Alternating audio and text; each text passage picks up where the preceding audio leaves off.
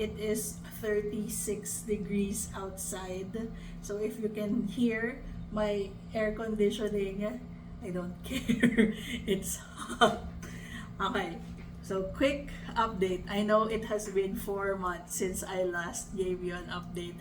And yes, I know sinabi ko na gusto kong i-vlog yung aking academic journey with taking my professional teaching certificate. However, it got very, very busy na I'd rather use the time to work on every assignment instead of sitting down and talking to you. I'm so sorry, but it had to be done.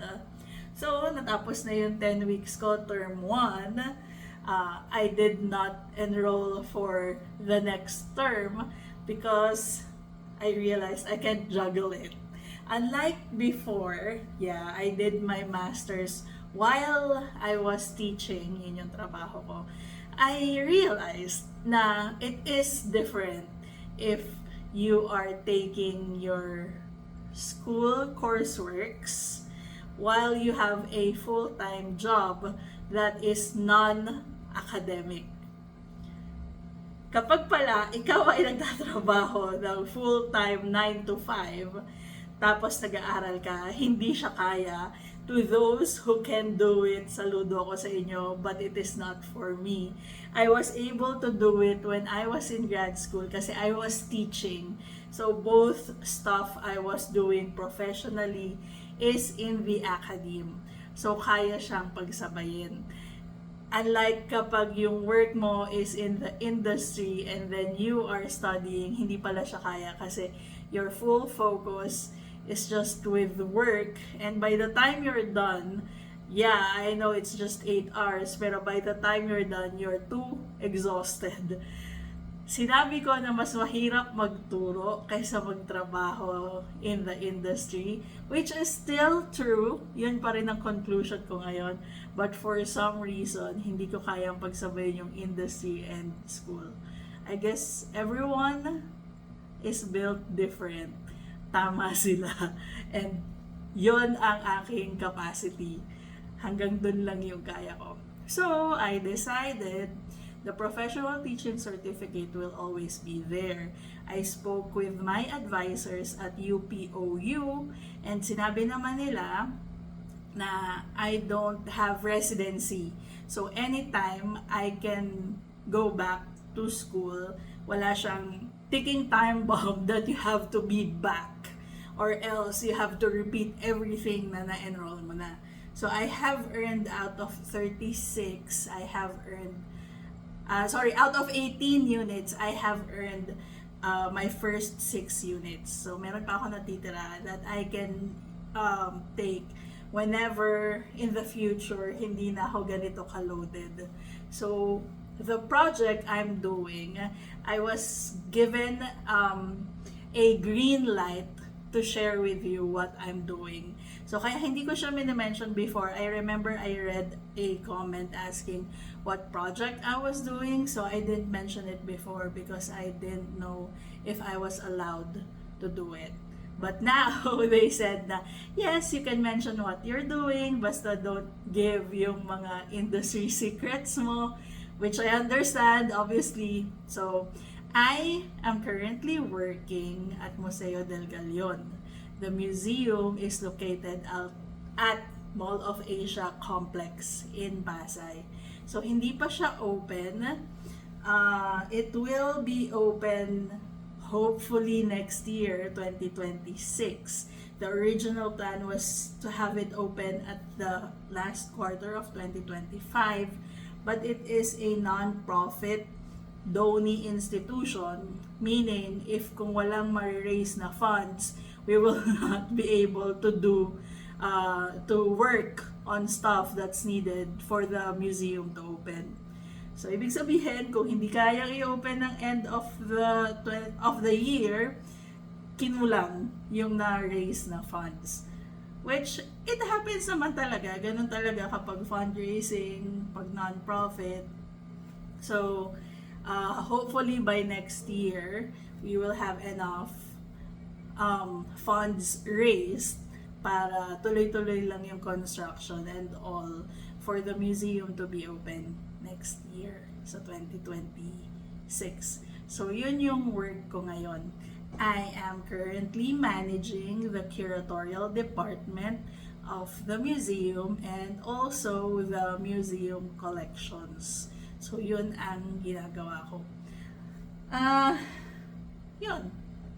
So since we are technically giving birth to an institution, to a museum, sobrang busy niya na napagod na kaming lahat, pagod na ako to do other stuff when I get home.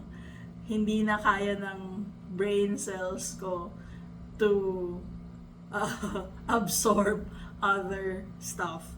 Although I have time.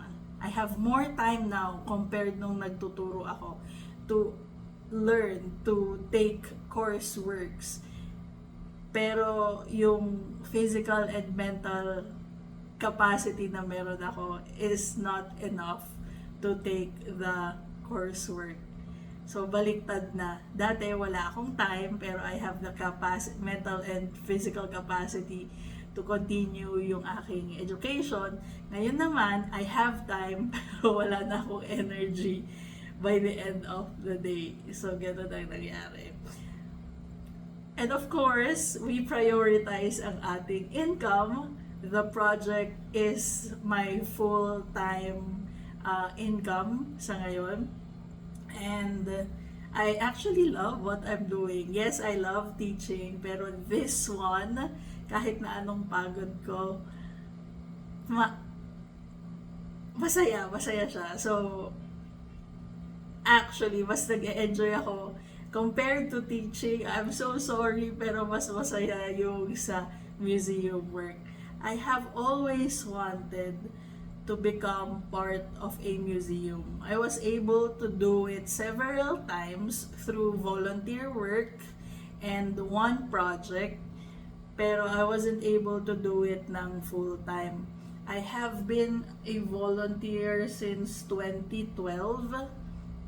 So, volunteer ako sa grad school, and then during my personal time, I was also a volunteer in private museums. So, ganon. Anyway, out of the academe, talagang na-enjoy ko siya and I make time for it even if I was not earning dun sa mga pinaggagawa ko through volunteer work.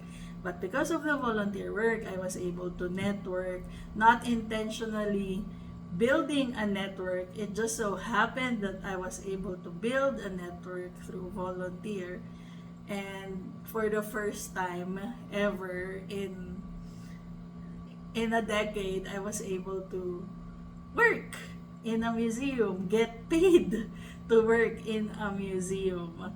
Yes, sa ngayon, it is still a project similar to my first paid museum work. But on this one, I have a chance to become a regular employee. Hopefully, I become a regular employee. Yun yung aim natin sa ngayon. We will see. Sabi ko nga, everything is up in the air in my situation since 2020. And yun ang goal natin ngayon. To get a permanent job. And if it happens, it will actually be my first regular permanent job simula nang graduate ako sa university. Dahil lahat na naging work ko is contractual part-time, contractual full-time, project-based. It was not my intention, but that's where life took me. And again, I'm still in this, sabihin natin, gig industry. Pero yeah, hopefully, we get our first regular job after it opens and becomes operational. Yun yung hope and prayer natin. So now, I'm so sorry, I won't be able to vlog about my continuing education sa ngayon.